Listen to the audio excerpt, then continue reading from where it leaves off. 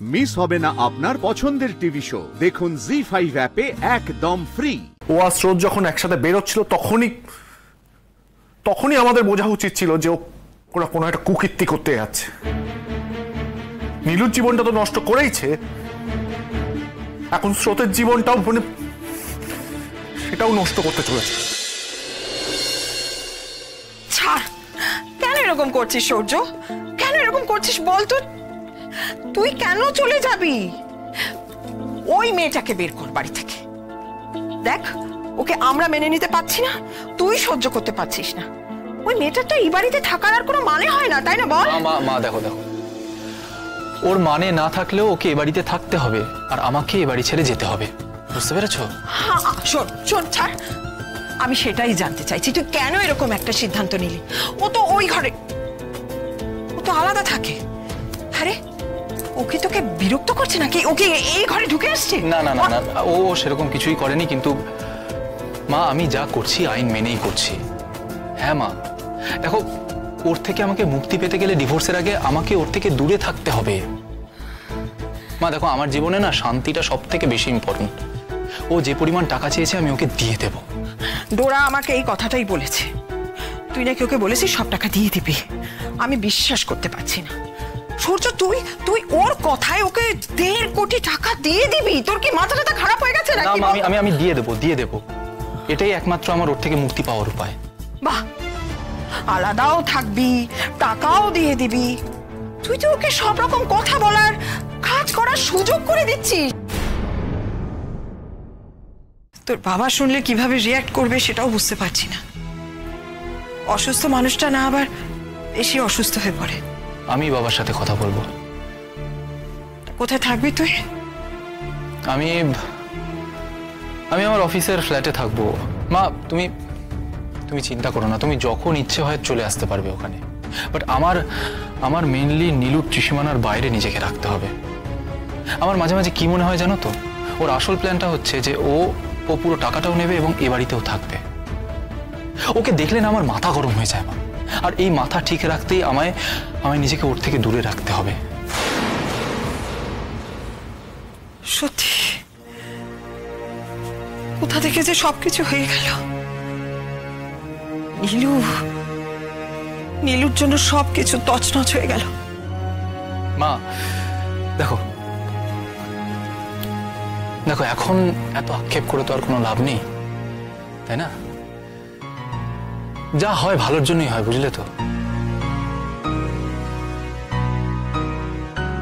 আক্ষেপ করা ছাড়া তো আর কোনো উপায় নেই রে। চোখের সামনে দেখছি তোর জীবনটা ছারখার হয়ে যাচ্ছে, কিন্তু কিচ্ছু করতে পারছি না। মা দেখো আমার জীবনটা ছারখার হয়নি। হ্যাঁ, মাঝখানের কিছুটা সময় আমার হয়তো একটু খারাপ যাবে, আমি যেরকমটা ভেবেছি সেরকম ভাবে হয়তো জীবন যাবে না, কিন্তু আমি নীলুকে আমার জীবন নষ্ট করতে দেব না। আমি আমার জীবন ঠিক ভালোভাবে বাঁচবো। দেখো কেন রাই সেদিন কাণ্ডটা ঘটালো বলতো? আজও আমি বুঝতে পারি না কি ক্ষতিটা হতো ওর বিয়েটা হলে।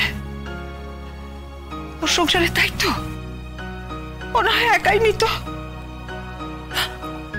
আমি তোর বাবার সাথে লড়াই করে তাকে রাজি করাতাম, দেখতিস?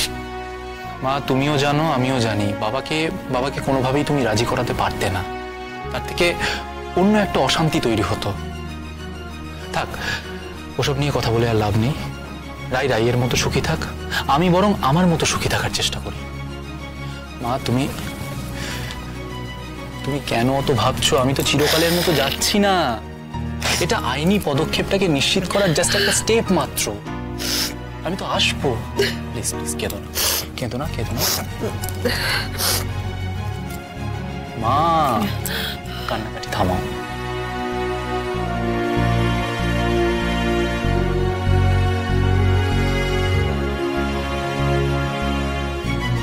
নিজের সমস্যার মধ্যে আটকে পড়ে রায়ের খবরটাই তো নেওয়া হয়নি। ও কি ডাক্তার দেখালো? না, প্রবলেমটা কি হয়েছে আমার জানতে হবে। একটা ফোন করতো, একটা রায়কে ফোন করতো। হ্যাঁ, আমার এখনো বিশ্বাস করতে কষ্ট হচ্ছে রে বিক্রম, যে রায় এত নিচে নামতে পারে।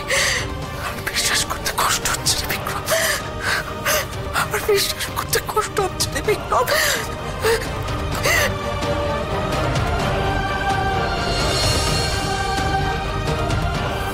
অনির্বাণ ঠিক বলেছে। তোমার মেয়ের ফোন সুইচ অফ। ও আর স্রোত যখন একসাথে বেরোচ্ছিল তখনই আমাদের বোঝা উচিত ছিল যে ওরা কোনো একটা কুকীর্তি করতে যাচ্ছে। নীলুর জীবনটা তো নষ্ট করেইছে, এখন স্রোতের জীবনটাও মানে সেটাও নষ্ট করতে চলেছে।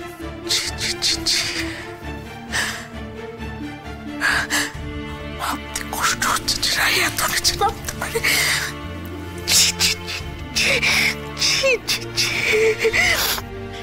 সেইভাবে মুখ পোড়ালো মেয়েটা।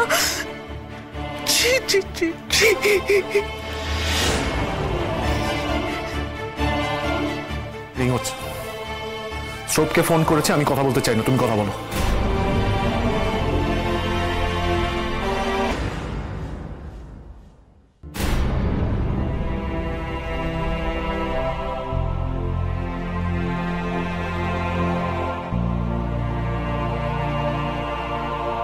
রাই সেদিন বলল ও নিজের খেয়াল রাখবে, কিন্তু তারপর থেকে তো আর কোনো খবর পাইনি। অনিতা কি এখনো ওর সঙ্গে অশান্তি করছে?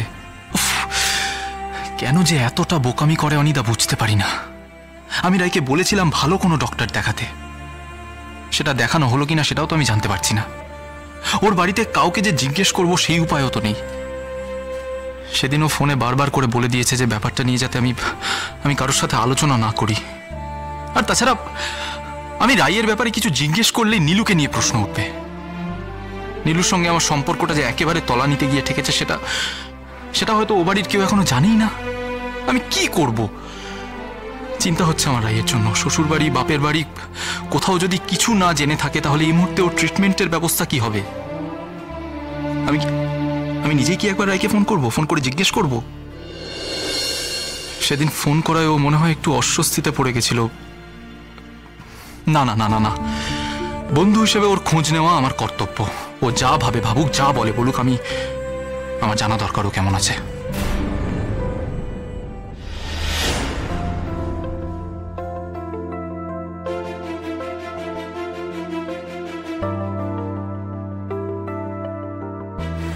রাইয়ের ফোন বন্ধ, কিন্তু কেন?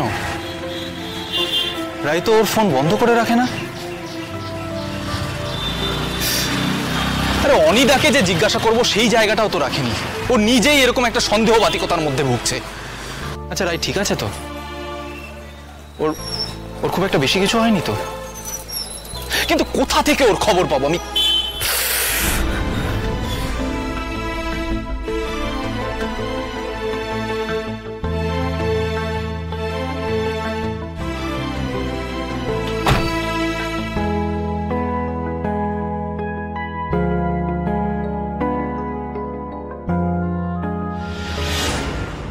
জি5 ডাউনলোড করুন আর সব এপিসোড দেখুন একদম ফ্রি।